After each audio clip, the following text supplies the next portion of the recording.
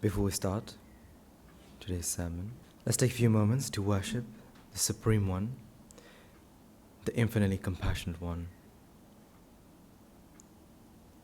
the winner of his own defilements,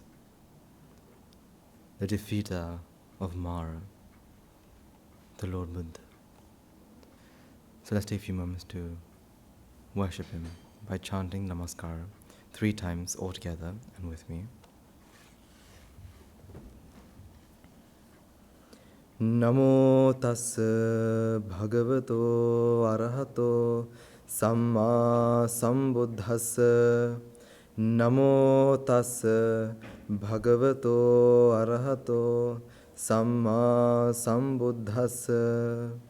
Namo tassa bhagavato arahato samma sambuddhassa.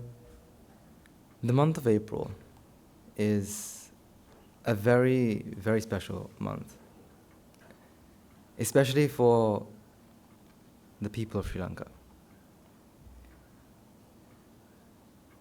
Because this is the month that the Sri Lankans will have their New Year's. And that's why, as you will notice, it's very, so today we have very little people today because of the New Year's. And I think I was very fortunate to be able to learn about the New Year's. Because growing up, yes, my parents would have shown me things here and there, but only when I came to the monastery was I able to see the true Sri Lankan New Year. And I think I was very fortunate to be able to see the meanings behind the things that they do. And I do want to explain some of these because I think it's very interesting. Because if you really think about it, traditions and cultures come from some sort of reason. There has to be a reason behind it, or else nothing just comes from thin air. There has to be something that pushes a tradition to become a tradition, or a culture to become a culture. And this Sri Lankan and this Sinhala and Tamil New Year is something that for the last couple of days, actually weeks maybe, has been running through my mind. And it's very interesting. It is very interesting. So I want to explain some of these things. I am not the best person to explain about everything about this new year because, trust me, I don't know everything.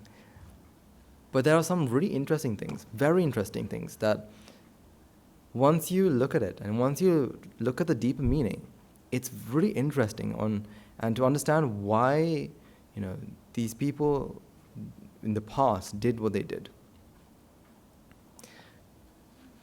So the first thing, normally when I think of Sri Lankan and the Sinhala Tamil Year, the first thing that comes to my head is the food. I think food is something that every culture has different. It has a very different variety. But when it comes to the Sri Lankan Tamil New Year, there is a specific set of food. And not only that, there's a tradition where everyone in the beginning of the day will come together and have almost like a breakfast together. Nowadays, this is very, very rare. Children and parents sitting at one table having a meal is becoming more and more rare, unfortunately. Because parents are very busy with their lives and children are very busy, with their lives. If there's 4 people, 4 busy lives. To be able to sit down at one table and have a meal is becoming more and more rare. Because once you're at a table with the entire family, so usually, maybe cousins or maybe relatives will come over as well. There's one thing that you get to feel, and that is a feeling of being one.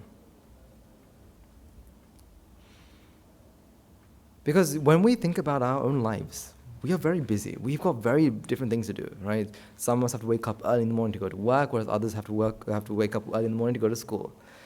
Some of us say if you're retired, and there's other things you have to do. But we make our lives extremely busy. And that feeling of busyness makes us feel that, okay, even though we're busy, I'm a single person, they're a single person, and there is no we, there's just an I, which gives rise to this selfish feeling of me.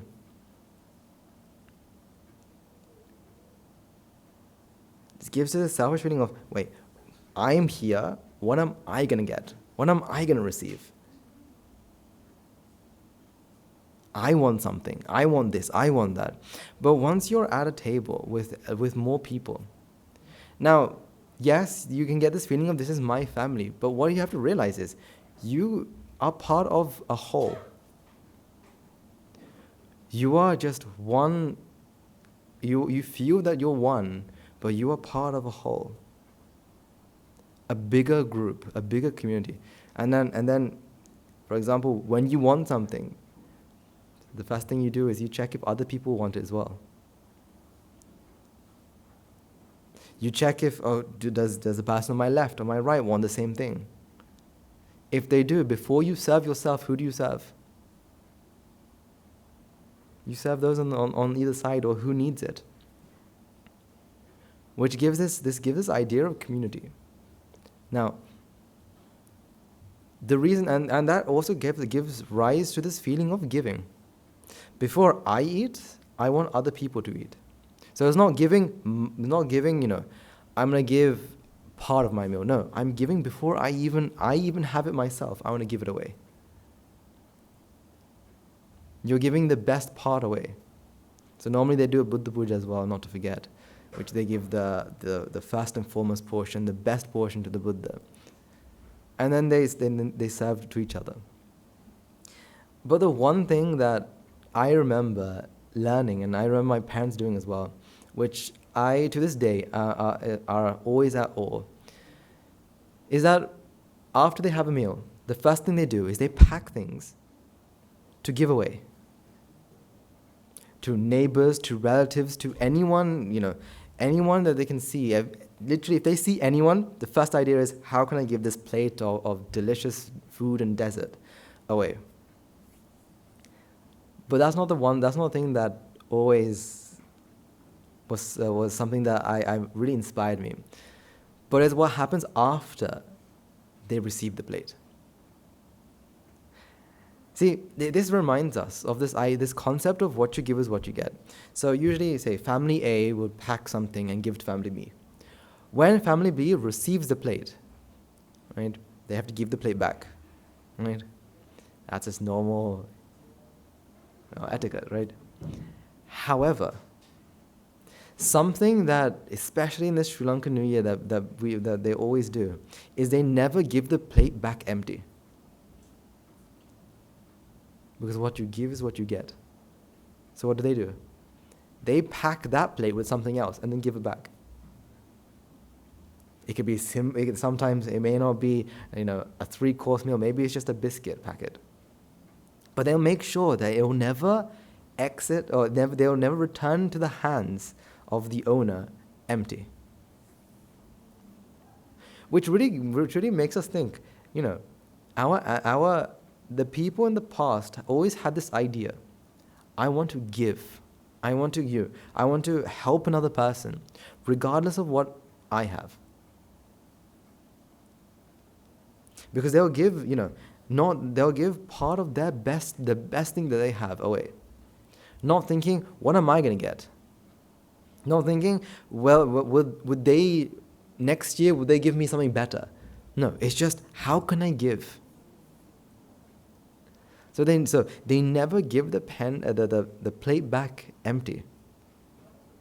Instead, they make sure there's something there. I mean, that sort of mindset is a mindset of a great person. See, this is something they do in the New Year's, but I really want you to think about this. Are you a person who does this? If someone helps you, are you looking for another way to help them back? Someone gives you something. Do you always want to help them back? Or are you just someone who just likes to take? This is my gift. This is mine. You're helping me. Or are you someone who's always waiting to help someone else? Give away.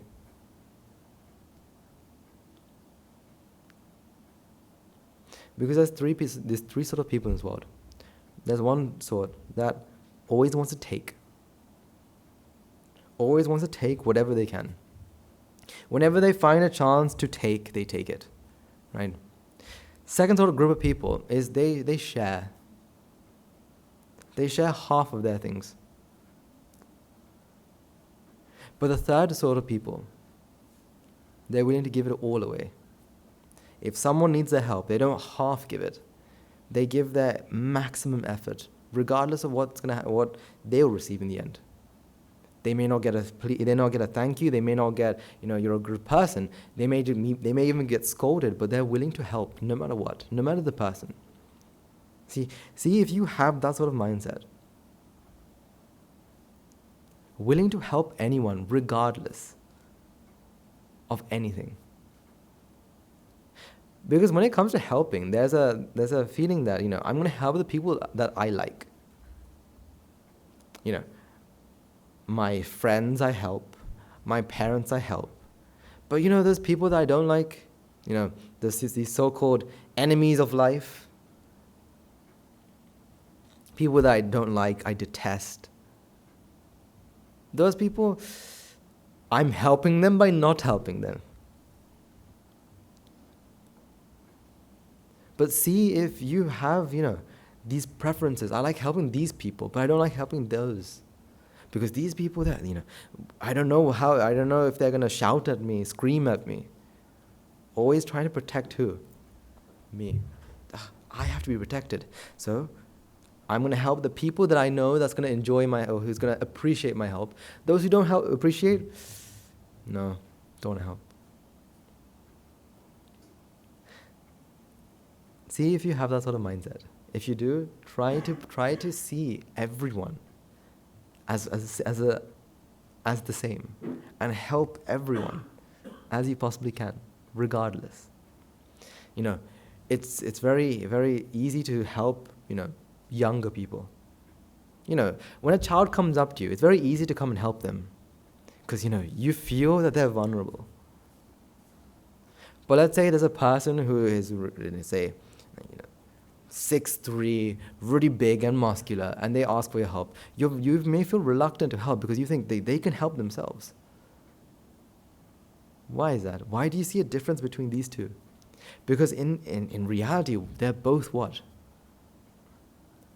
They're both as vulnerable as each other. Just because one of them is taller than the other, or one of them is bigger than the other, one of them is smarter than the other, doesn't make them less or more vulnerable. They're a mind. Helping one another. So that's one thing. That's only one thing that they do. Now, I remember, in the Sri Lankan and the Singha Tamil New Year, right, that, sometimes we have these so-called festivals. Well, you have different events. So they're like running races, right? With you get in community and you have running races, three-legged races. Now there are some of these events are very strange. As in, where do they come from? We don't know. A very weird one that I've seen before, but I've never really thought about it. It's called, the literal translation of this game, this New Year game, is called the Grease Tree, right? Which is called the Grease Kaha. And it's very interesting. Why do they make such a game? I don't know. But it has great meaning behind it. So I want to explain this, right? So basically, there's one big, usually it's a metal pole. On top of the pole is a flag. So the aim is to go and capture or to take the flag. However, it's difficult. Why? Because this is all covered in grease, right? Grease. And those of you who have never touched grease, trust me, grease is one of the most messiest substances in the world. If it gets on your hands, it's everywhere. It just gets everywhere, and it's very slippery. So what you realize is, so normally what happens is the first person will come up and they'll try to climb the tree. So they go full on bear hug the tree, and they push themselves up. But no matter how hard they push themselves up, the grease will always bring them back down. And then there's the other smart person who takes something and tries to remove all the grease, right? With maybe some shopping covers or some sort of cloth, and they try to remove the grease. Now, grease leaves residue, and that residue is as slippery as grease, right? It leaves a thin layer of grease. So you can wash it off, unless you don't wash it with, say, like really strong soap, you leave grease on there. And that's usually the first 2-3 people. They try it by themselves, they can't do it. And then comes usually the people who've done this before or seen it happen before. And what they do is they're in a team of maybe 3 or 4. And they help each other by becoming the tree itself. So basically, one person, usually they're holding the tree, right? Grabbing the tree for dear life. And they're helping one another grab the flag. Now, the game itself is a very weird game, right? With grease and a tree and a pole, and they have to catch the flag. However, the meaning behind it is that it reminds people, anyone who watches, that to do something, you can try by yourself. I mean, you could, technically, by yourself, go and catch this flag. But it's when you work as a team, when you work with each other, helping each other. So there's always going to be the one on the bottom. Will that one on the bottom get the flag? No, because all that the one on the bottom has to do is be as strong as they possibly can, and hold the next person up. Only one person will get the achievement of the flag. The rest, nothing. So sometimes you're going to have to help another person without getting the achievement yourself. But once that person gets the achievement, now everyone gets the what? Gets to share the goal, gets to share the reward. Now, is that not like Nibbana? Sometimes, the people before us, all they've done is created the platform for us to climb. All they've done is made a platform for us to climb. Because if it wasn't for them, we won't be where we are now. Think about the things that the people in your life that have helped you. Your teachers, right? A random stranger that just showed you directions to a place. That random stranger is the person who helped you get there. If it wasn't for them, would you ever capture the flag of Dhamma? But once you get it, that reward is rewarded to the entire world. Therefore, now what do? You share the reward with others. I mean, these are beautiful, almost symbols. Beautiful symbols. Now, I was explaining, not this, another game with some young children from another country.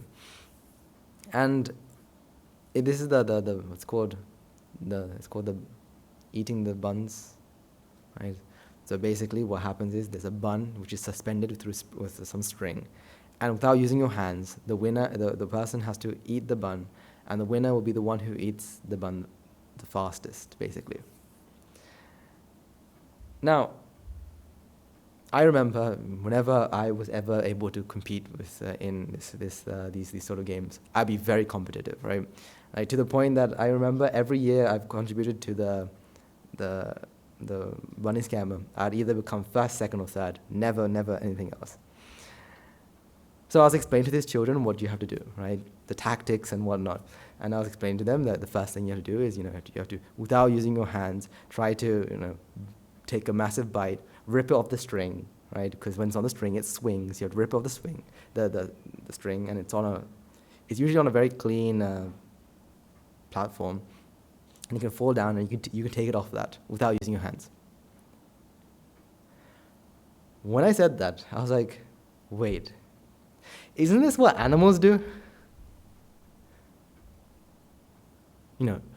Try their very best, right, to catch something with their mouth. For example, right, say birds. They can't, they have their claws, but they don't attack with their claws. They have to use their mouth. And so when their prey runs away, they have to try their very best to what? To catch it with their mouth. And then, try to try to stop it from moving, and then gobble it up as fast and literally wolf it down as fast as they can. So that game is to remind us about what? What is that game reminding us about? The what? The Four Great Hells. So when I was, I used to say very proudly, I used to get first, second, or third in this, and I'm like, that means first, second, third. That means, I was also in the Four Great Hells. If I can do it very fast, that means, I was a very good animal.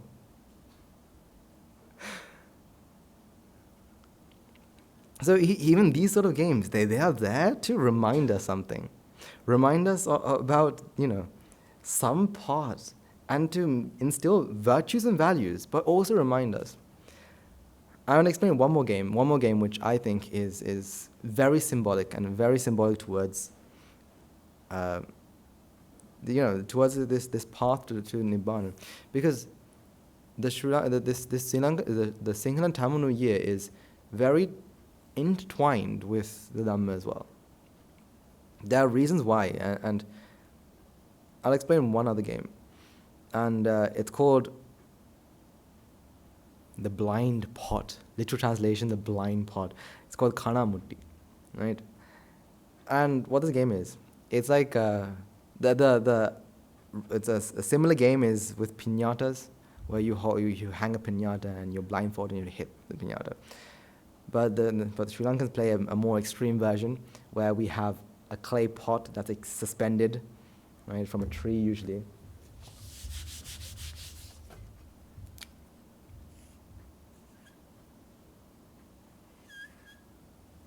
Right, it's suspended from a tree, and usually they have like milk, I think, inside. Yeah, water inside, and there's usually 3 or 4. And they blindfold, and they hand you a baseball bat or some sort of stick, and they turn you around 3-4 times, and they let you go. So this is very similar to our journey to Nibbana, and I'll explain. Because when we come to this world, we are as blind as a bat. I don't mean physically. I mean, you can see once you're, a couple weeks old, you can start seeing. But you're blind to the reality. You can't see where you're going. And then there'll be, the rest of the people that are shouting, go left, go left, go left, go right, go right. There'll be people that's trying to get you to a place. Only if you hone in to one voice, one correct voice, and you follow that voice to the letter. Right? So if they say left, you turn left. Go forward, you go forward. Take a step back, you take a step back. And when they say swing, you swing at the right time, at the right place, with the right amount of force, at the right amount of angle. And then the pot will break. Now, what else is like that? What else is like, you have to hone into a single voice and follow that single voice, whereas every other voice will try to get you places. In life, that's exactly the same thing that happens. There are people who tell you, to be happy, what should you do? Go become a doctor. Go become an engineer. Go become a lawyer, right? Go to this country and you'll be happy. Go to there, you'll be happy. We're trying to colonize Mars. Let's go there and we'll be happy. Eat this, you'll be happy. Do this, you'll be happy. Start doing this and you'll find happiness. Various people will say various things, but if you hone into one voice, that one voice will say, happiness isn't there. Happiness is inside of you. And that one voice that talks that talks about the truth. When I mean one voice, not a single person, there will be a group of people, a very small group of people, who will be showing you the right direction, who knows they want to help you and they want to take you to the right direction, because they are the previous winners of the Kanamurti. So they say, come forward, take a step forward, keep going forward. You've got this. One step to the left, one step to the right. Okay, the pot is only 2 feet above you. Right, very close. All right, take your shot. And they swing. If you listen to that voice, listen to the group of voices, you will hit the pot. If you listen to that teacher, you will hit the pot. And then you join them. Because once you hit the pot, you raise up your blindfold and you realize, oh, the path I was going on was the correct path. Now I can see clearly. Whereas everyone else, when you look around and everyone else is with their bats, ready to play the game, and blindfold, as blind as a bat. All these games have its symbols. And it's absolutely amazing to I think I'm very fortunate to be a person who have seen these. Right. Yeah. I get to see these, not every year, but every so often we get to see these sort of games. But now, looking back at it, I understand why we used to play these things. Because we have to remember, culture, these traditions come from a reason. There has to be a reason why they did this. There has to be something that drove them to think, okay, we're going to do something like this. Play this sort of game. And in the New Year's, there are times where, there's a time where you're not supposed to do any work. No housework, nothing. Because that time is dedicated for one thing only. Because work is for yourself. That time is dedicated for others. Helping another person. Going to the temple. They did that so, they are able to do so much merit, so much good deeds. That's why I think I'm very fortunate to be able to see this in a different light. So, we have our New Year's coming up, right? We have our New Year's on the 13th and 14th of April, right? Very close. And, these traditions, I want you to all, while you go through these traditions, while, you are doing your rituals and whatnot, I want you to think about this deeper meaning. I want you to think about, okay, why are we doing such a thing? Because once you do it with the meaning, it will give more impact. And the more the impact you make, it's driving your mind to go forward, to finally get a swing. So you can, you'll be ready to take a swing.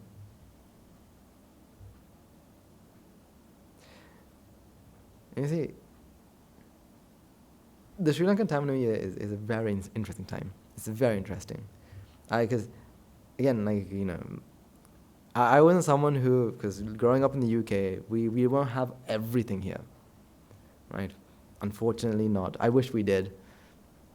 But something that I was able to do is, as, coming to the monastery and looking at this through this angle, you can see the great meaning that they have behind all of these sort of things.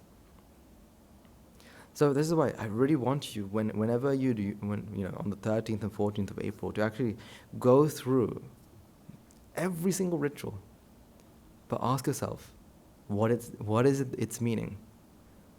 Why am I doing this? What is its deeper meaning?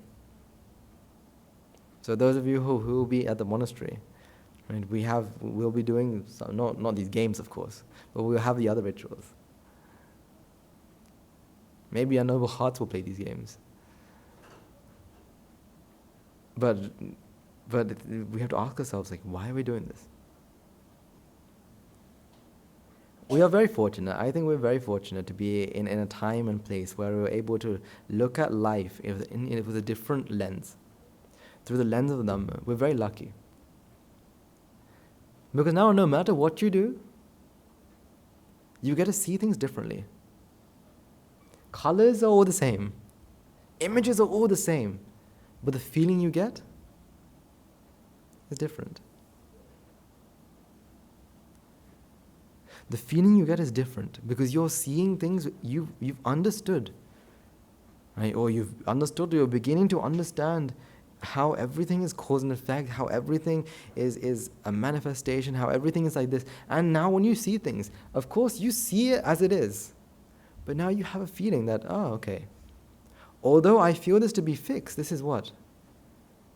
Cause and effect. Although I see this to be, a fixed pot, this pot is also what? Cause and effect.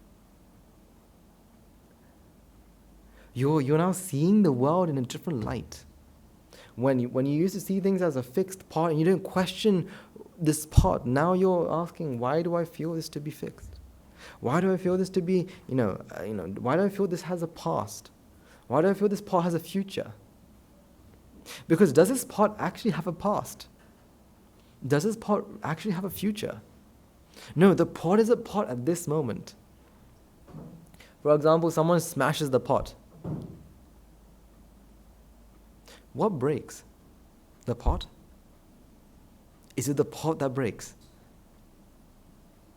Very simply, if you were to look at it in a very, subjective view, it feels as though, the pot is the one that broke.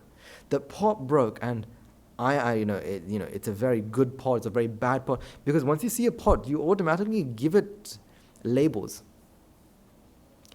What sort of pot is it?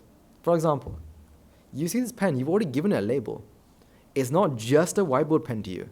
It's a black pen. Not just a black pen, it's a black pen that I've used.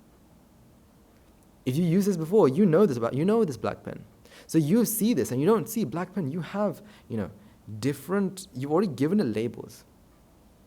Now, it's not the labeling that's bad. For example, forever you'll see this and the first idea that comes to your head, it will be a black pen. That's not going to change. But what will change is this idea that this black pen is fixed.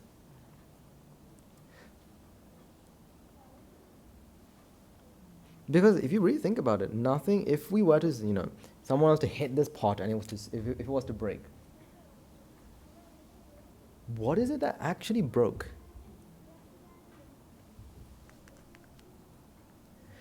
Because when you really think of it, breaking is just something that we feel.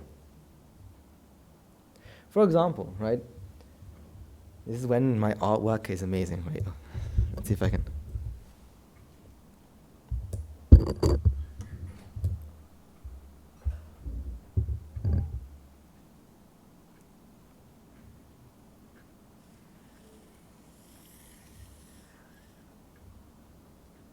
It's going so well.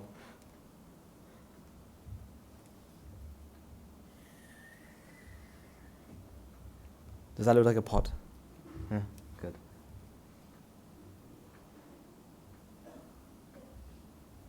If we were to zoom in on a single part, let's say we took this part and we were to zoom in, what is it that we'll see? Right? let's not get into too much science, but I want to get into, something here, right?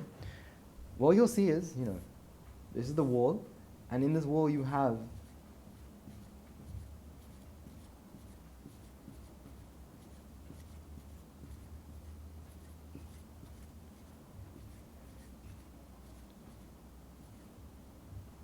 for now we'll call it clay particles, right? Or clay dust, right? If you want, you can talk about this in atoms or whatnot. Same thing applies.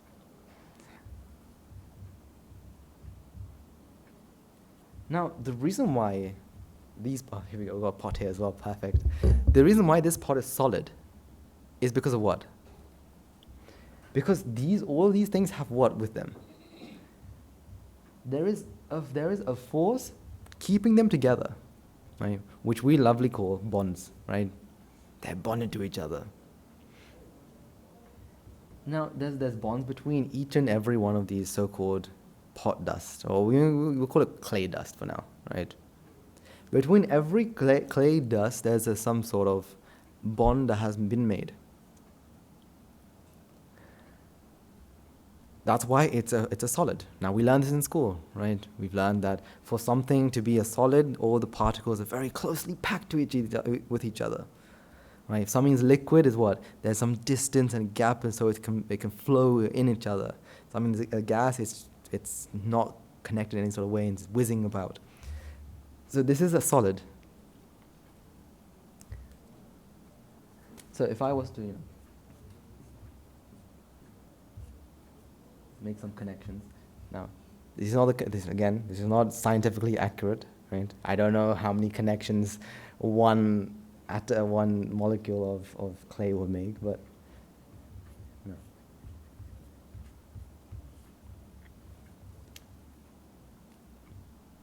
Now, let's say we were to, get a pot and we were to smash. We get a stick and we hit the pot, right? I will not be hitting this pot for demonstration purposes because we're gonna be in big trouble with the decoration team. But if we were to hit this really hard, what will happen? What is actually happening?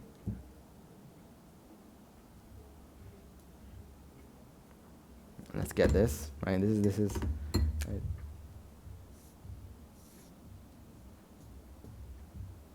right. This is the stick, right? And it's hitting the pot with a lot of energy. What is happening? The moment this touches this, what happens? The pot breaks. That's what we see, but what actually happens in the pot?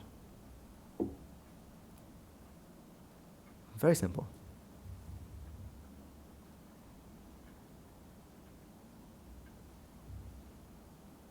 The energy that was using the energy that hit the pot, the kinetic energy or the energy that they used, started to break the bonds between these molecules. So what do we see? While these bonds break, what do we see? We see a crack. So what cracked? What cracked? Or where did the crack come from? Is it because I hit it? Is it because I hit it? Or is it because energy was strong enough to break some bonds? Because you know how they say that you can break a wine glass using your voice. You've seen that, right? That people with really strong and loud voices can crack glass, or people who can't sing properly. Either way, how does that happen? Nothing is hitting nothing, right? No, it's not the voices coming out of the person and hitting the glass. What's actually happening is, that voice is supplying energy, which is able to break and shatter glass, break the bonds between the sulfur dioxide, between the glass particles, glass molecules. Therefore, it shatters. Because you can't really shatter glass. What you're doing is you're breaking molecules. You're breaking the bonds between it. Now, are there physical bonds?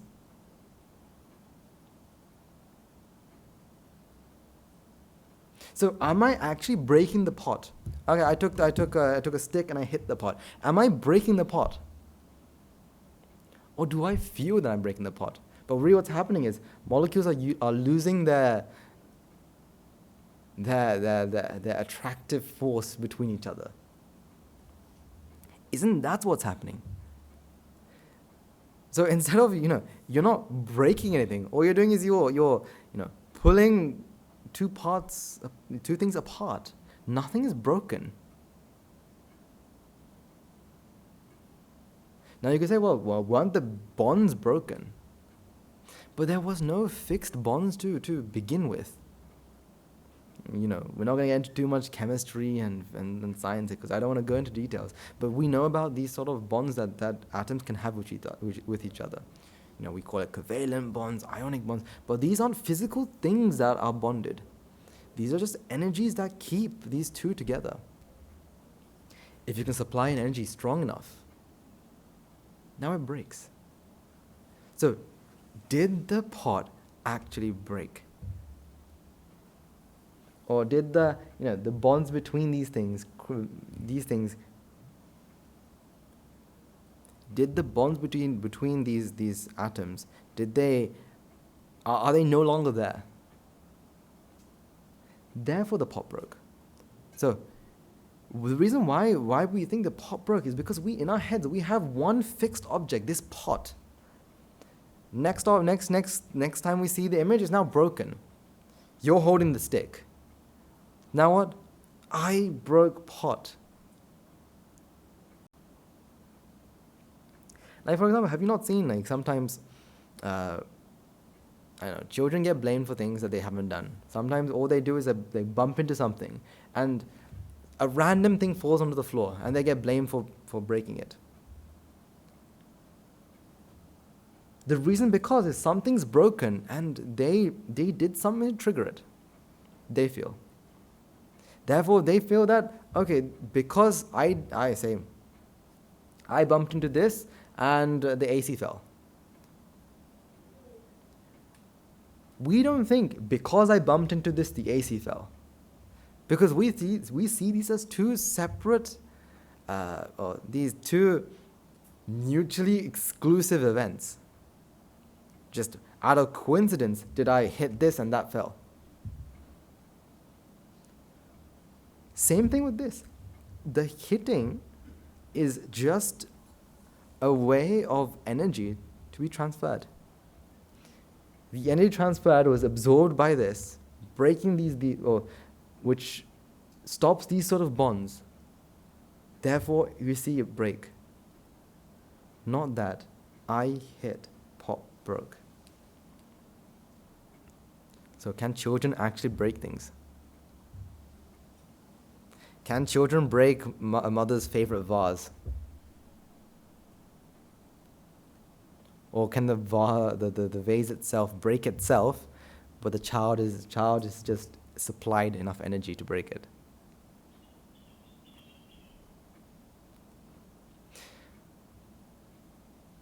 It's almost as if, again, we'll come back to almost to an experiment that we talked about many sermons ago. Right, it was called the superstitions and pigeons. Right, we even showed a video about this. Which there's a pigeon in a box, right? Pigeon in a box, and they have a place where food can be dropped. There's a timer that for every 20 seconds or every I think 40 seconds, food will be dropped into its bowl. Now, if the pigeon doesn't realize that every 20 seconds food is dropped, the pigeon will start to believe that because of my actions, they drop. So, for example, if the food came when the bird was flapping its wings, the bird will believe that because I flapped my wings, did food come. So what will the bird continuously do? flap its wings. Because it thinks, because I flapped my wings, did food come? And so it'll flap its wings. Luckily, after 40 seconds, more food drops while it's flapping its wings. So what gets reinforced? The idea that flapping wings equals food. So what am I going to do? Keep flapping. Same thing. We believe that because I hit the pot broke. And you look at it and you try, right? If you try with anything, I hit this, it broke. I hit this, it broke. Then it gets reinforced that me hitting things hard breaks. But in reality, all you're doing is you're supplying energy. Energy can be supplied in any way. Now you tell me, can I break this glass just by hitting it? Can I do it other ways? I could drop it.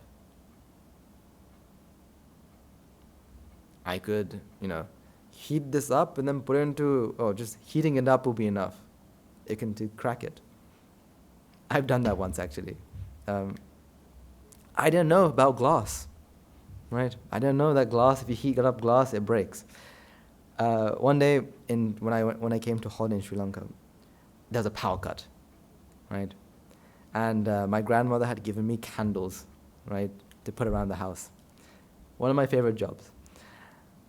And so I would put candles everywhere. And I mean everywhere, I mean even in 3 places in the toilet as well. I'll make sure there'll be candles there.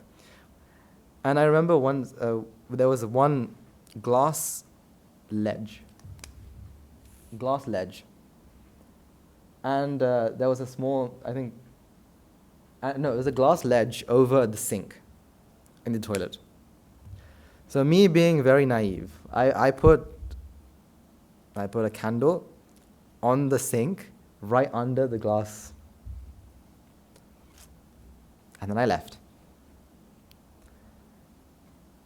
Half an hour later, Mum comes to me screaming. I go into the toilet and the glass broke. Whose fault is that? Whose fault is it? My fault, because I put the candle there. See, in a 2D way or in the worldly way, yes.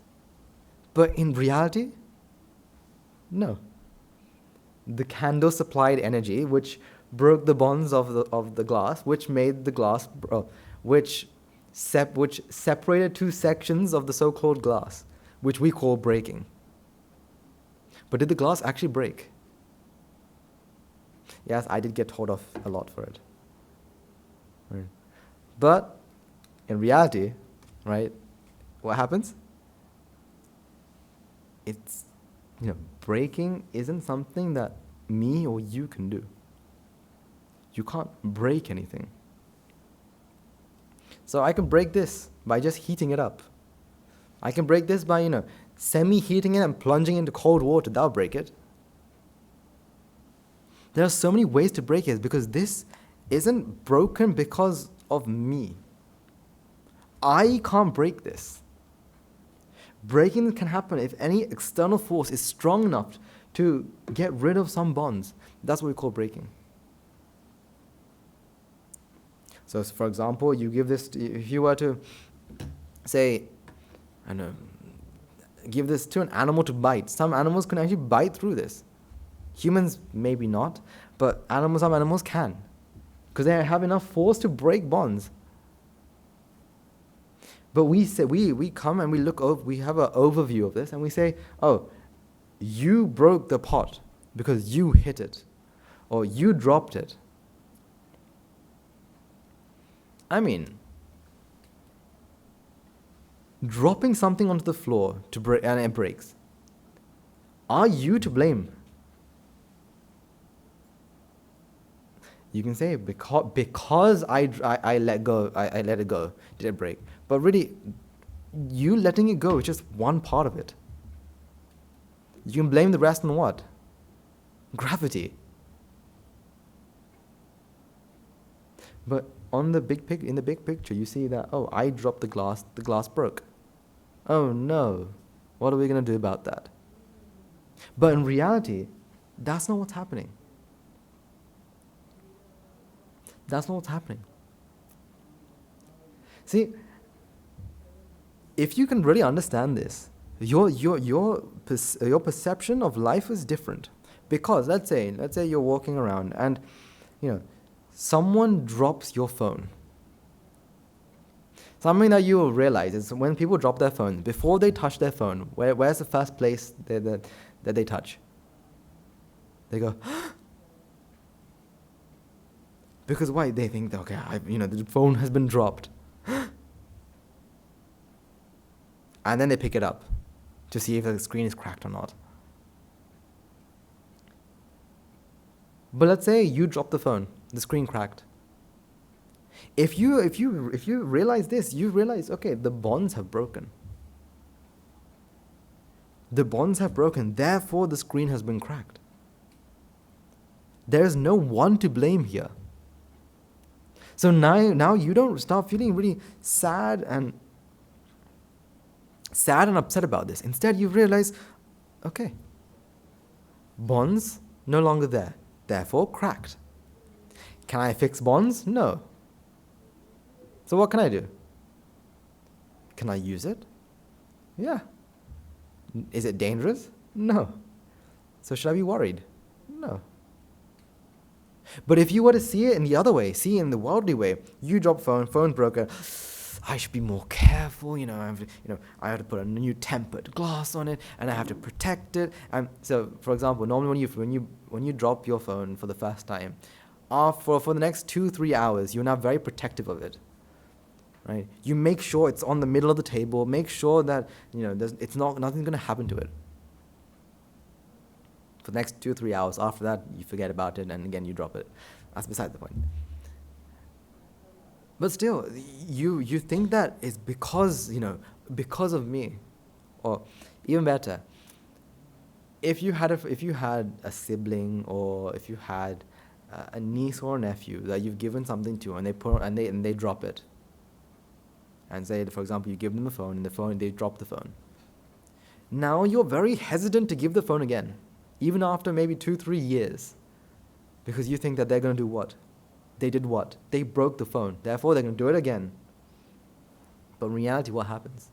You can't break anything. Nothing is broken. The pot is not broken. The phone is not broken. It's just a different arrangement.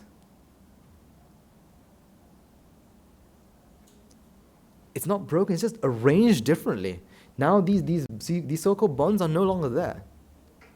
See, we say the bonds were there and the bonds are broken. You can't break bonds. The bonds are no longer. The arrangement of bonds are no longer. Therefore, you have a new arrangement. The phone breaks. All right, the glass cracks. There's a new crack there. If you were to feel that this was a fixed glass, now you feel it's cracked. But if you realize it's just a manifestation at this moment, then you realize, it's a new manifestation. Now, that doesn't mean you start using a cracked glass, right? A cracked glass doesn't have the quality of holding water, right? So you put water and it's going to spill out, so you're not going to use it. You'll dispose of it.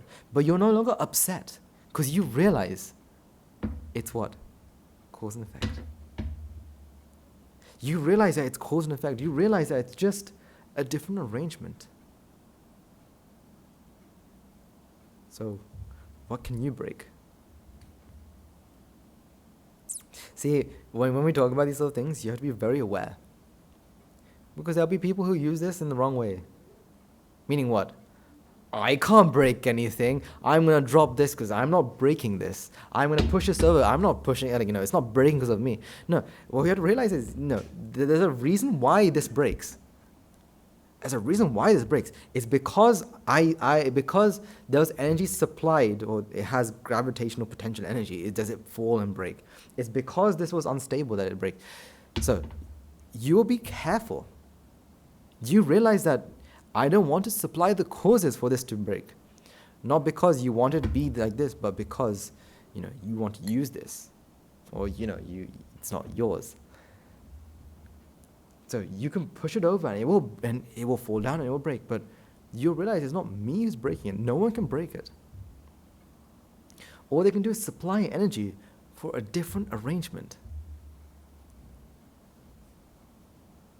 This is why we really hope that everyone who takes these messages will take it in the way that they're intended to. That's why,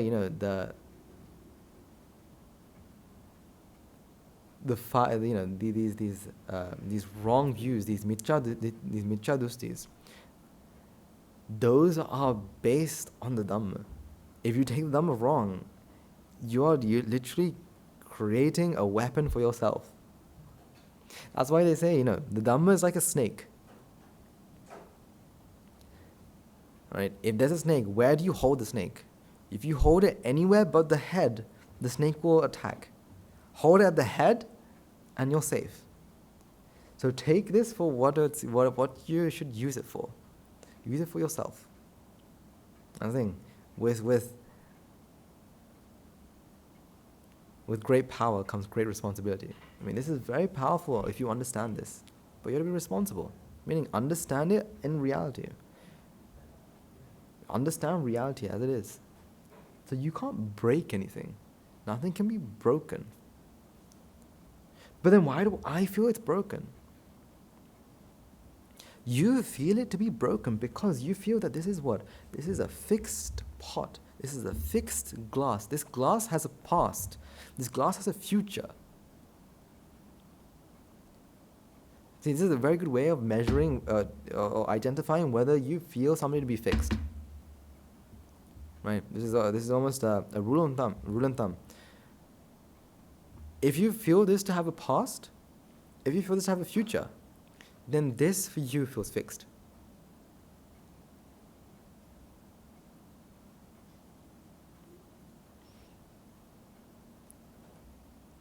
If you don't feel that it has a past, if you don't feel that it has a future, then you know it. Then at that moment you realize it manifests. That's why, when you are aware, you will feel this to be a manifestation. But when you're not aware, you feel this to have what? To be fixed. You feel this to have a past and a future. That's why if it was to slip out of my hands, if you go, understand that you feel that this has a future, that it's going to fall down and break. If it breaks, not good. I mean, breaking not good is a view that you hold. Breaking is not good is a view that you hold. Is it not? Sometimes there are things that we want to break. For example, children, when they want new things, what do they want? The old thing to break. I remember that we've all seen the Nokia brick phone, right? The indestructible device phone. I remember that was one of my good friends. They wanted a new phone. They wanted a touch phone, right? A smartphone. But they had one of these Nokias. So what they do? They would try to destroy it in every single way possible. And somehow, everything he tries, somehow the phone will somehow survive. It's a marvel of invention. Literally, he will be throwing it, he'll be dropping it, and trying to do whatever he can, but nothing too extreme. Something that can happen in real life, but not something that's extreme.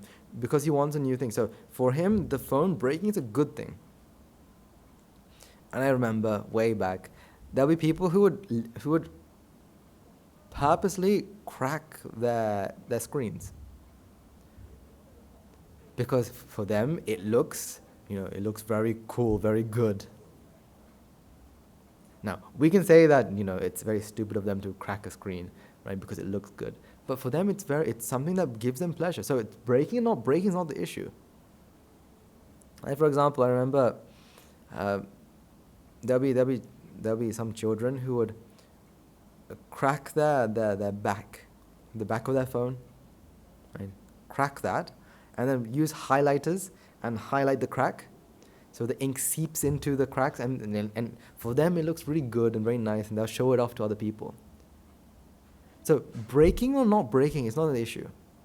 It's not whether it breaks or it's not breaking. The issue is that you feel that what? It's either breaking or not breaking. You feel that this pot is cracked. again, you seeing, if this pot has a crack, you seeing the crack isn't the issue, but you feel that this used to be a pot that didn't have a crack in it. That used to be a pot that didn't have a crack in it. So let's say this crack was always there. From the date of manufacture, there's a crack in this pot. Don't we still feel that that pot is not right? That there shouldn't be a crack in it. That something must have cracked it. That it's a cracked pot that used to look like this. But from the date of manufacture, it just always had a crack. So why do we feel that that's wrong, the crack? Does the pot care? It was always born with it. It was created with a crack, or it was put together with a crack. So is there anything wrong with that?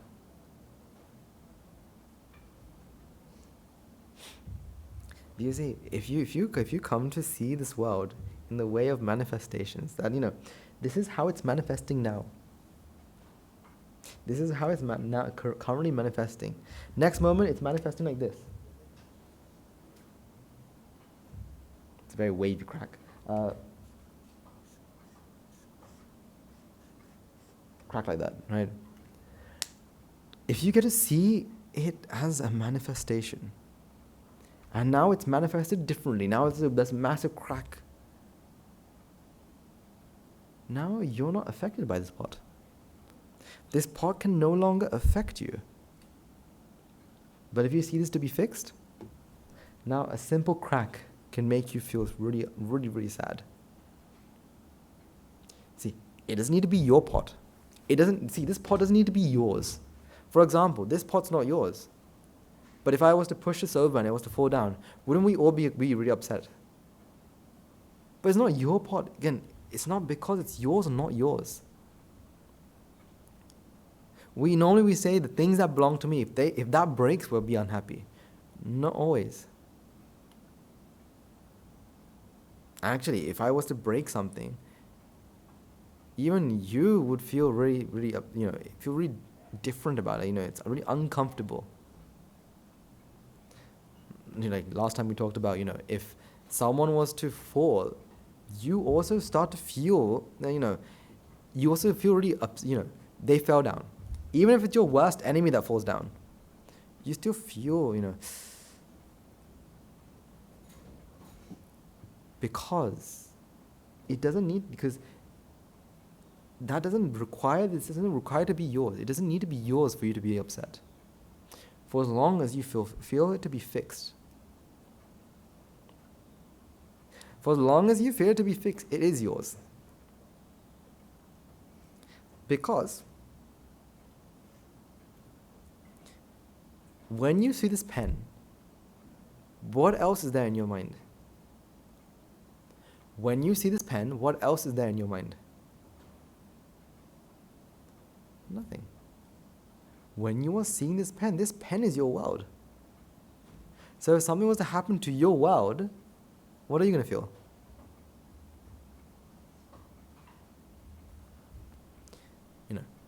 Right now, your world is what? What you are perceiving at this moment.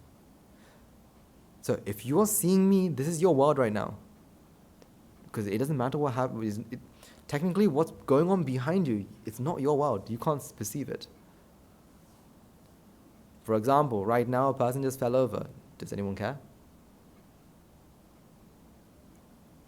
You do care, but it's not, you haven't perceived it yet.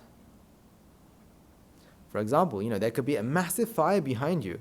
If it doesn't come into your world through your senses, you won't really mind. You don't know it.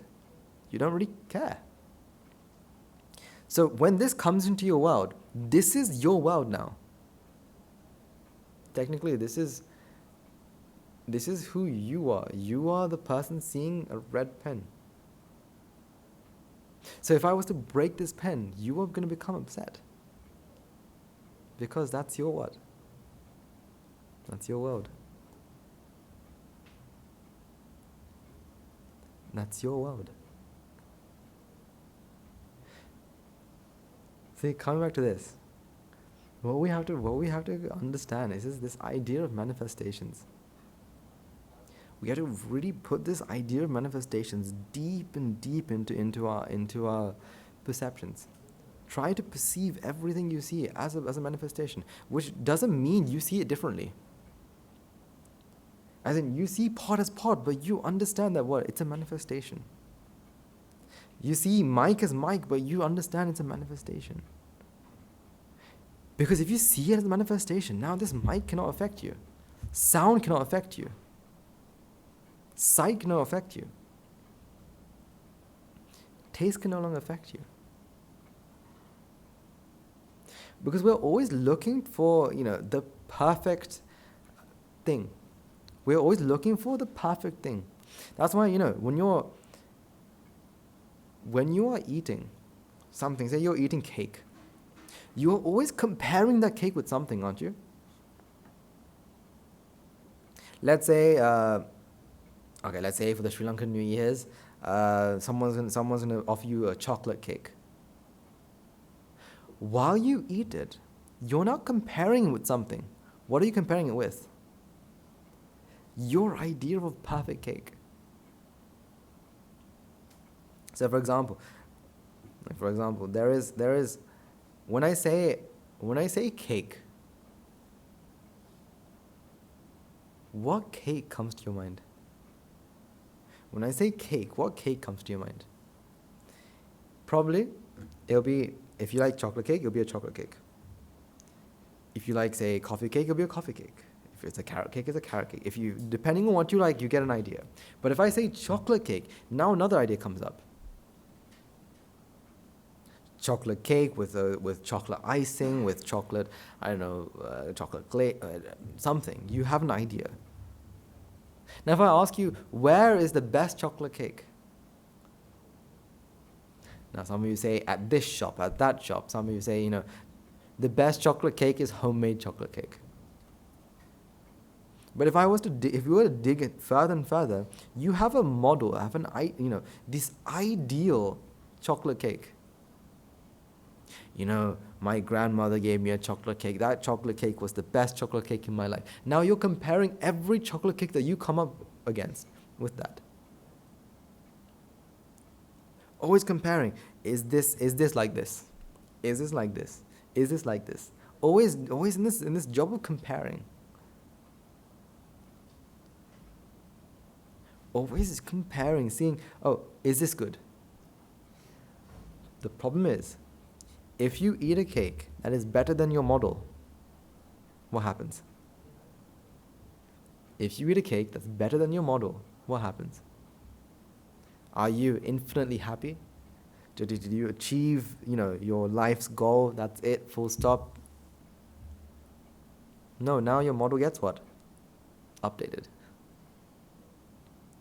Now you're no longer looking for grandma's cake. You're looking for grandma's cake with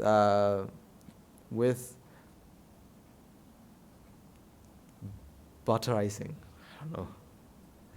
Some sort of icing. Now you have updated it to be different. Now you're searching for that. But if you were to realize that what taste truly is, now you're no longer searching. You can taste, right? You put cake in mouth, you will taste cake. But the idea of cake is what? Where? In the mind. Now you're no longer searching for grandma's cake. Because that grandma's cake is only where? When was the last time you ran after an imaginary person?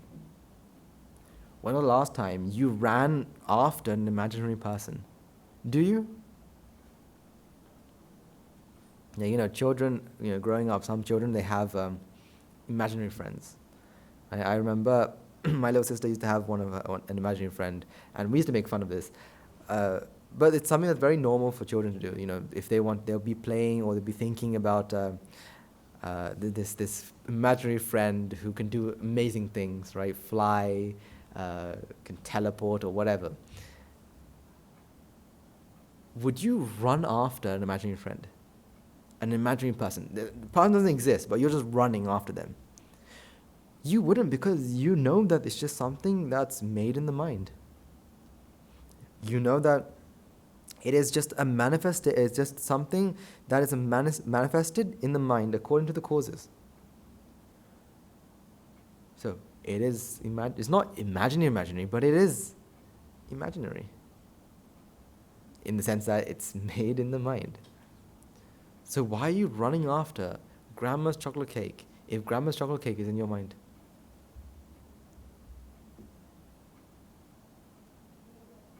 Why are you going after your favorite song when your favorite song is where?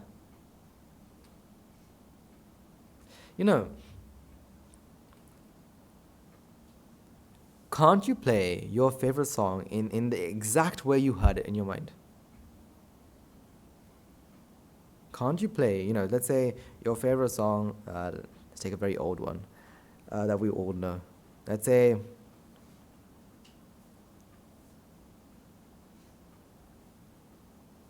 I don't know. My playlist's all gone now. Let's take a random song. Let's take I'm thinking of a song that we all know. We all know Michael Jackson, right? Yes? Okay, good. Michael Jackson, one of Michael Jackson's old songs. If you've heard the song, that song can be played word for word, exactly how you heard it in your mind. So if someone was to sing it, and it doesn't sound right, what do you say? Stop. Just stop. But in their head, how are they singing it? Just like Michael Jackson. Or even better than Michael Jackson. I remember this was something that really happened. I remember that I had a friend who thought that they were really good at singing.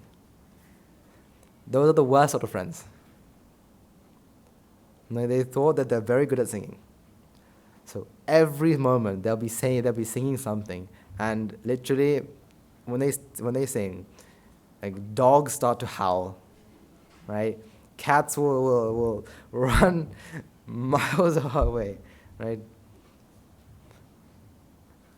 But they believe that they're singing pretty well.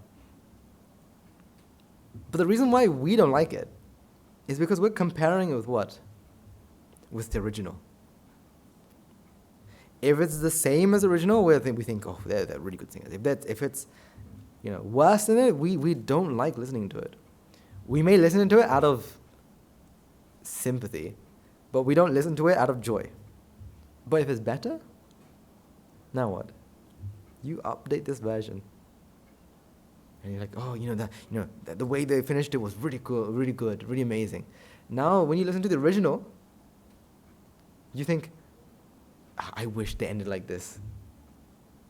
So when will you ever be satisfied? Because every time it's updating. It's almost like you start searching for something very simple, and then it's updated. For example, when you were a baby, you were searching for one thing and one thing only, that's food. Once you got food, now you're searching for what? Food and mother. Then when you search for food and mother, now food, mother, and love. And then you keep going, and now updating. Now we're searching for money. How much money?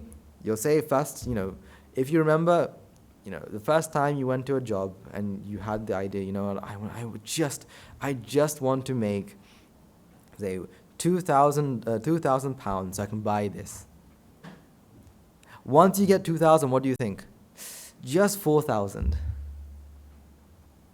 4,000 to 10,000s of hundreds of thousands of millions. People who get millions think, want to get 5 million, 10 million, 50 million, 100 million.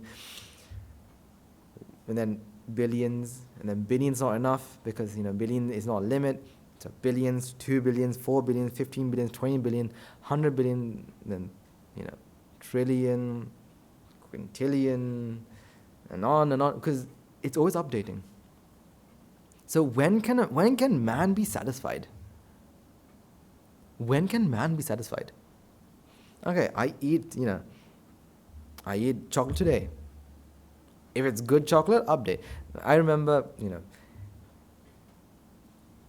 I remember this because, no, this is not to offend anything, but I just have a view, I had a view at least, that Sri Lankan chocolate aren't that very good. So whenever we came from the UK to meet our cousins, I'd make sure we pack good chocolate. And if thinking about it, that's the worst thing you can do. Why? Because once you give that chocolate to, say, my cousins, and they eat it, and then they update their views. Now they can no longer eat their chocolate that they're eating. Now what they have to eat? That good chocolate. Because now they cannot be satisfied. Now you give them the best, now they want even better. Right? You start from these small things, and then now they can no longer have it. They want better. I did that 1 year, the next year they call and say, oh, can you bring more of that chocolate? Why? Because their views are updated. Their model is updated.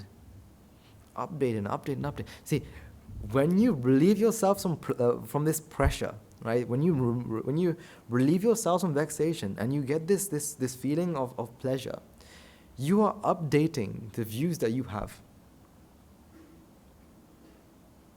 This is why they say, pleasure is something that can really hinder your journey, because you're updating it.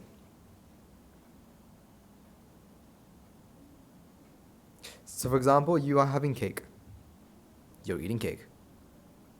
If you really are eating it to feel the pleasure. So, usually when someone eats to feel pleasure, they take small bites at a time, right? To make it last longer.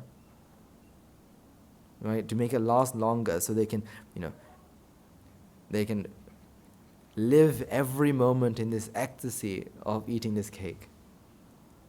But when they do that, what happens is now their views have been updated, their model has been updated. So now next time, they can no longer be happy with normal. They need a bit more. Now they want cake again. Now, see, the best way to explain this is by looking at minds that don't have lots of views. Children, if you were to give a child a chocolate the first time, they'll come back to you, especially come back to you for what? Not because they love you, not because they care for you, because they want chocolate. So now you're updated by saying, this is a person who gives me chocolate. If you give them a chocolate and a toy, now what are they expecting now? A chocolate and a toy. I remember when my little sister was really young, when she was a toddler, we went to one of my father's best friend's house, and he had given my little sister a yogurt. Ever since that day, anytime we go past that house, right, she would say, I want some yogurt. And if we went to the house and, say my parents were talking and whatnot, she would go to the uncle, right, to go to the person and say, like, can I have some yogurt? In her very childish, babyish voice, she'll ask for yogurt, because now that's her model. Her model is this house, this yogurt.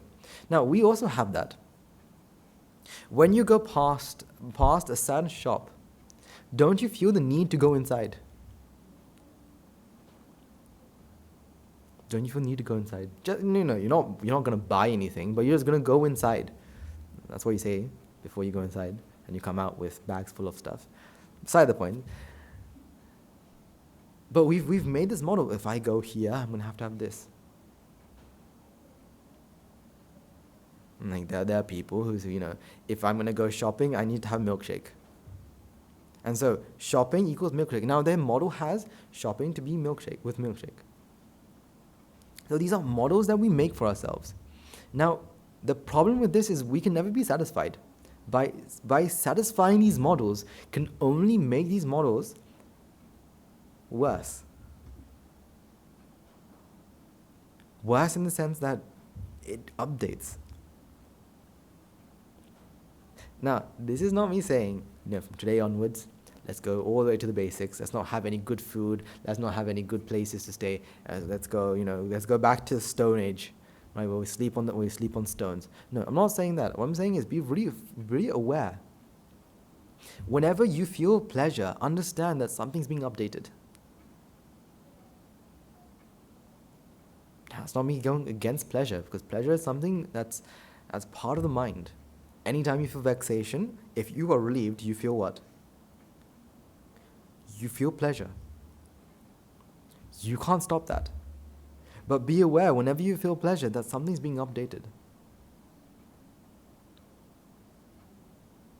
Right? You used to, say for example, you used to eat it this way, now you're eating it this way. Because now your model has been updated. So when can man be satisfied? When is the point of, end? When you do what can you be truly satisfied? You eat the cake, the next moment you want that cake again. When can you be satisfied?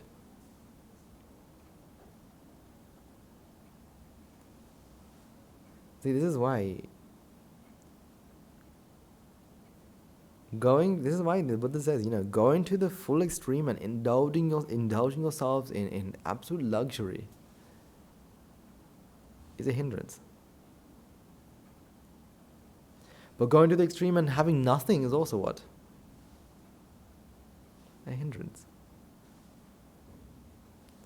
This is why, it's not about having or not having. It's never about having and not having. It's simply, are you seeing it in reality? Are you seeing what is really there? Are you seeing the world as it really is? Or are you seeing it? Are you seeing the fallacy?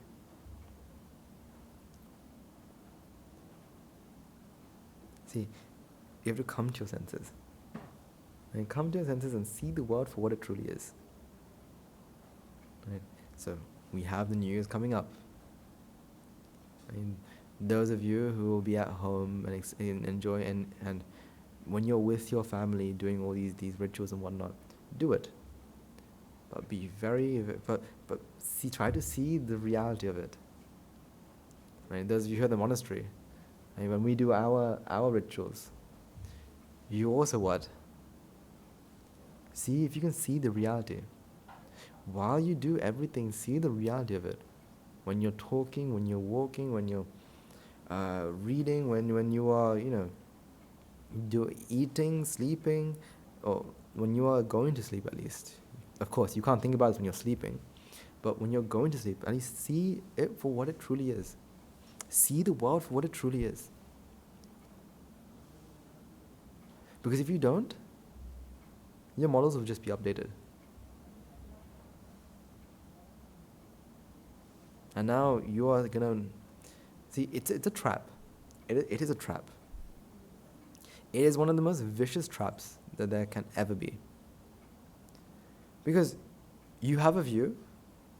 When you have a view, you start to, vex for it. You start to feel this mental pressure for it. You get pleasure, view is updated. When view is updated, you feel more what? More pressure. Therefore, when relieved, more pleasure, more update. It's not a negative feedback loop. This is a positive feedback loop, which is basically a spiral. A spiral that literally spirals out of control. Because the more you feel, the more vexation you have. More vexation, the more pleasure, the more you update. More update, more vexation, more relief, more pleasure, more update. So it starts off very small, and then it becomes bigger and bigger and bigger and bigger until it becomes that you have so much, but you cannot be happy. See, all you have to do is while enjoy life while seeing it as it is. Seeing it as it is. Your phone fell on the floor.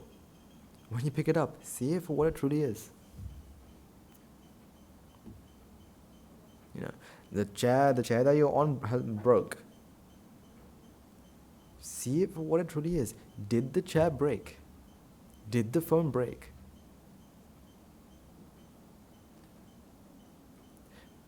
Am I ill? Am I sick?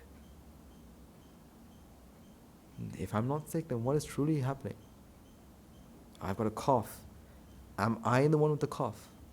See, these are very good questions that if you ask yourself, you are now opening doors for you to think. Oh, I fell over and I got a cut on my arm. What really is that?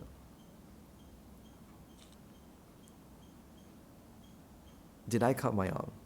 What really happened? What is happening now? I mean, when it comes to your body is one of the most amazing pieces of miracles there possibly can be.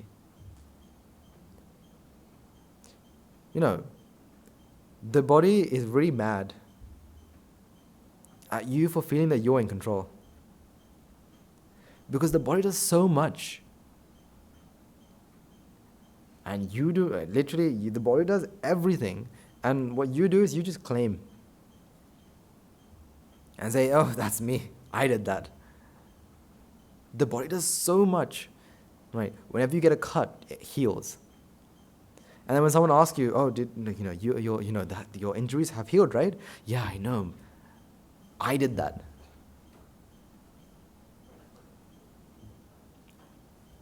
You've gained, you've lost a lot of weight. Wow. Who takes credit? I take credit. Oh, I've lost weight. Yeah, I know.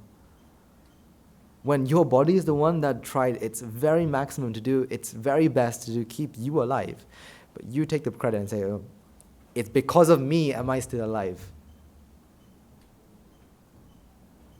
Your body is a piece of miracle, right? The way, if you ever get to, if you ever have learned the intricate details of the body, you realize how much of the body, first of all, you realize how the body is completely cause and effect.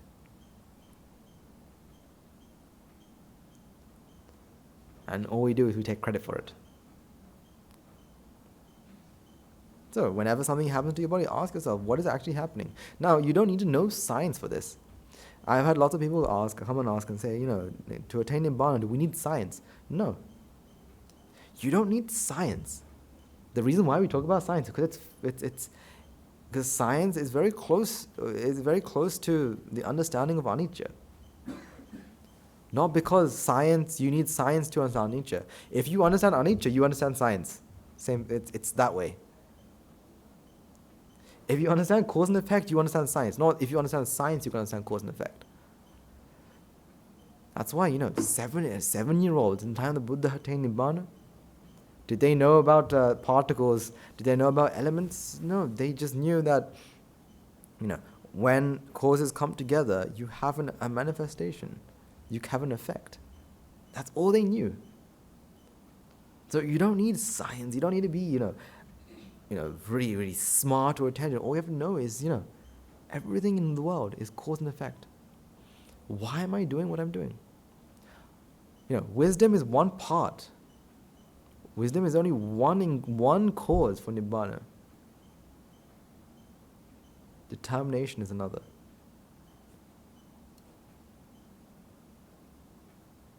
Determination. The amount of focus you put in, that's another. See if you put in the focus. See if you put in the causes. Because if you put the causes together, the effect of Nibbana will happen.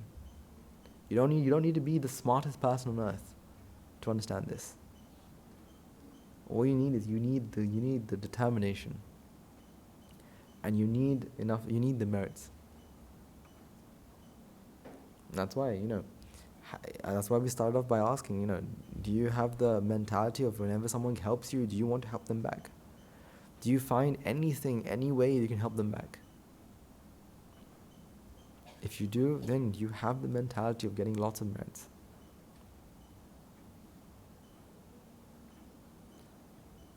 you have the mentality of gaining so much merits. So, in the next week, right, in the next week, I really want you to really see the world as it is, right? Go and celebrate the New Year's, right? If you go to these festivals, go to these festivals. Some of us were stuck here, right? Enjoying our time here. But those of you who will be out and about, look at these and see it as it is. We'll be here doing the same thing. See, there's no difference between you and I. All of us are what? Our minds on a mission. The mission of understanding. Right. I do have some messages for you before we conclude, because today's Dakineyo, so I have to send you off early. So the first message I have is, number one, we have an ordination ceremony coming up. Yeah, last ordination ceremony was like, I feel as though it was yesterday, but we have an ordination ceremony coming up. It's on the 3rd of May. Right? Perfect. Well, we will have our senior and our greatest anagarikas transform from anagarikas to monks, and it's a very special time. So those of you, I'm giving you this almost a month in advance, almost. So if you have a free time, to come come to the monastery and see this, because it's a once in a lifetime opportunity. Although you'll hear us talk about ordination ceremonies every 2-3 months, yeah, it is literally a once in a lifetime opportunity when it comes to the image as a whole.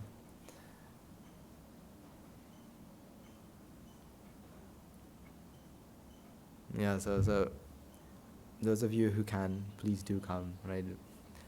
And those of you who are online, if you can come and stay in person as well, it's a very special time. It's a very special time,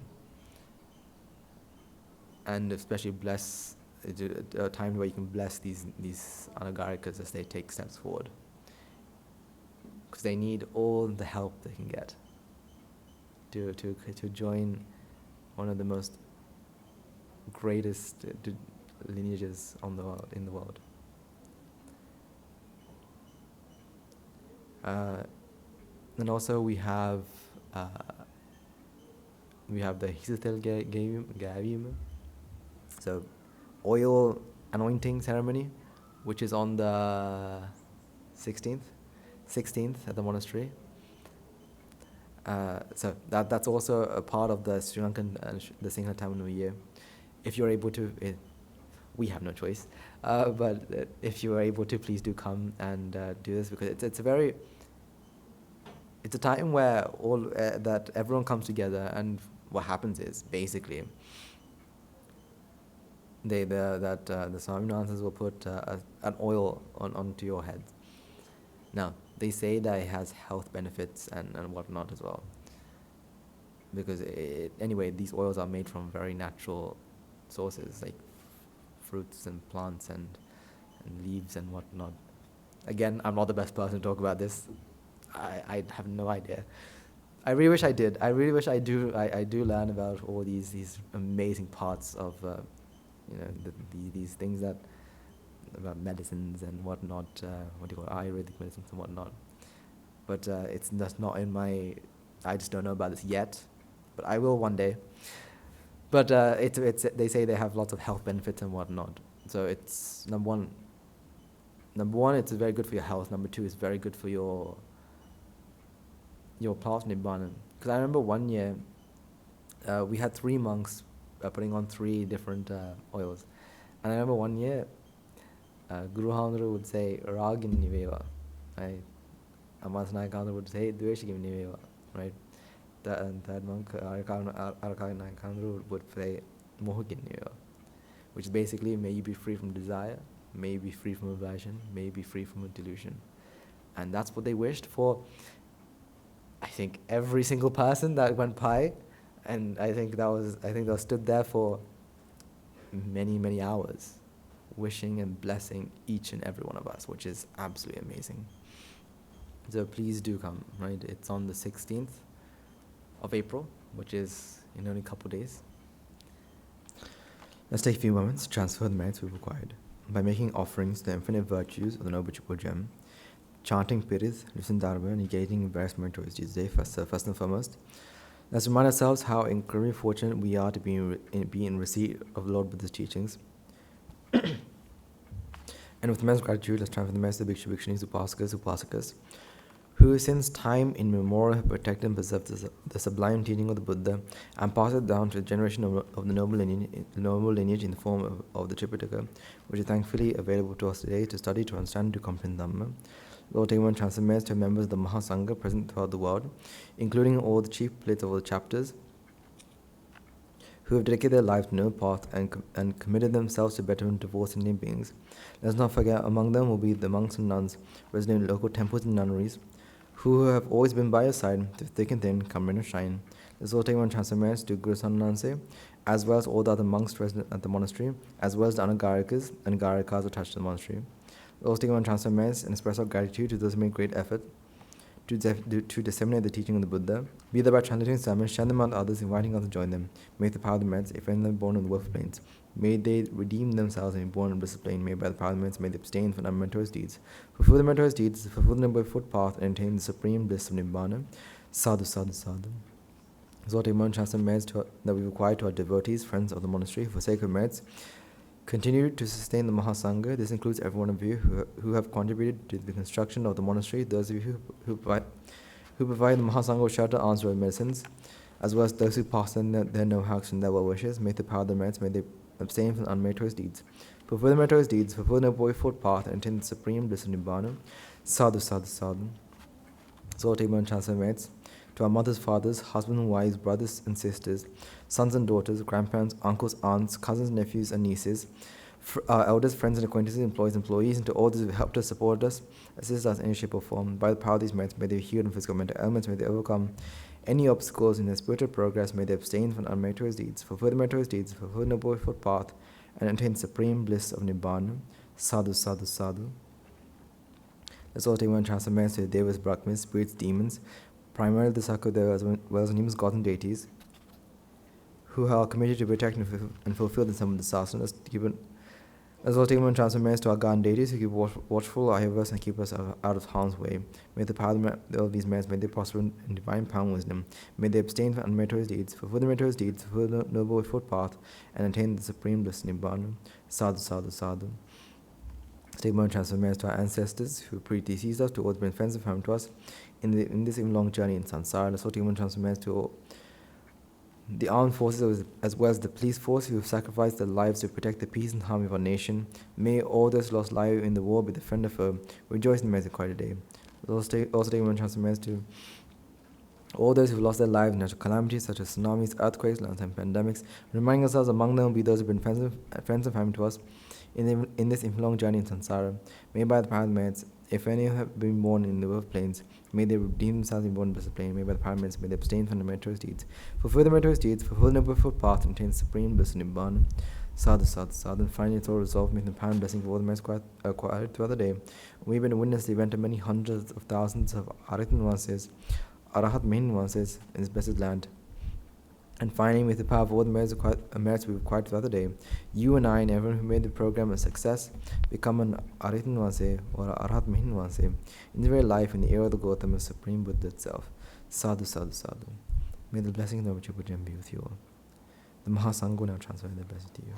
Raga ginen midetnva Dvesha ginen midetnva Moha ginen midetnva Nibbana parama sukhayin Sukita taravitnva Nibbana parama sukhayin Sukita taravitnva Mamada siyalu loka සියලු සත්වයෝ නිබ්බාන පරම සුඛයෙන් සුඛිතතර වෙත්වා. නිබ්බාන පරම සුඛයෙන් සුඛිතතර වෙත්වා. නිබ්බාන පරම සුඛයෙන් සුඛිතතර වෙත්වා. රාග ගිනි නිවේවා, ද්වේෂ ගිනි නිවේවා, මෝහ ගිනි නිවේවා, නිවන් සැප ලැබේවා.